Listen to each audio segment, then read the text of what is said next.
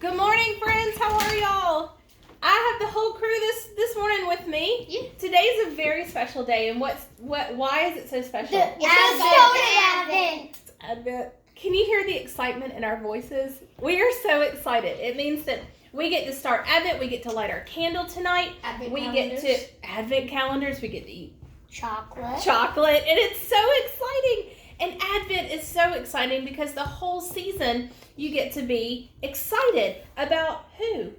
God, Jesus, baby Jesus. Jesus is coming, and Jesus is coming.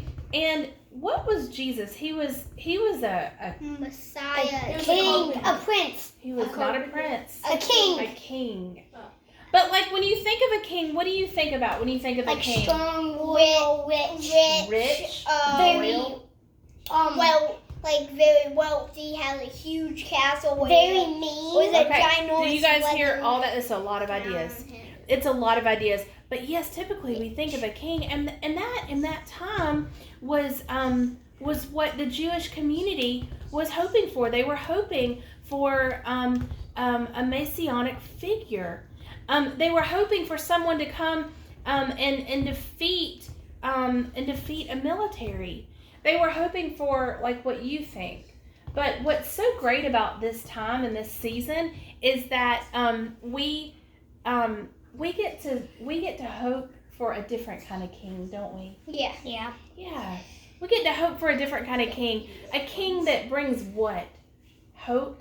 Peace, patience, love, joy, patience, peace, hope, joy, peace, and love. We get to celebrate that kind of king. I don't know about y'all, but I would much rather have that kind of king, right? Mm-hmm. The first week for us in our studies is presidents and kings. And what's the difference between a president and a king? Do you know? Let's let Isaac answer. Okay, so there? Okay, so the difference is a president is elected by a democracy, and then a king is a chosen monarch normally related to the last king by being a son or daughter. Yeah. And That's a great way to put it, Isaac. Yeah, that's a great way to put it.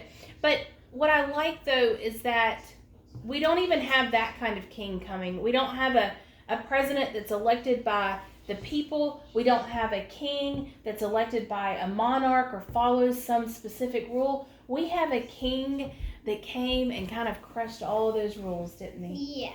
He came for peace and for love and for hope and for joy. So next week we will have our drive-through live nativity, and you guys are going to get a magnet of an Advent wreath and little magnet candles. And you can put those on there.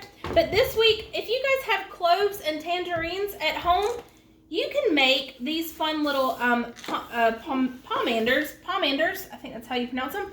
But back in the days, they would use these as oils. They would use these as, it says, I'm sorry, let me read this. You would anoint someone special with sweet-smelling oil. And this is a practice of a way of saying that a person is called to do something important.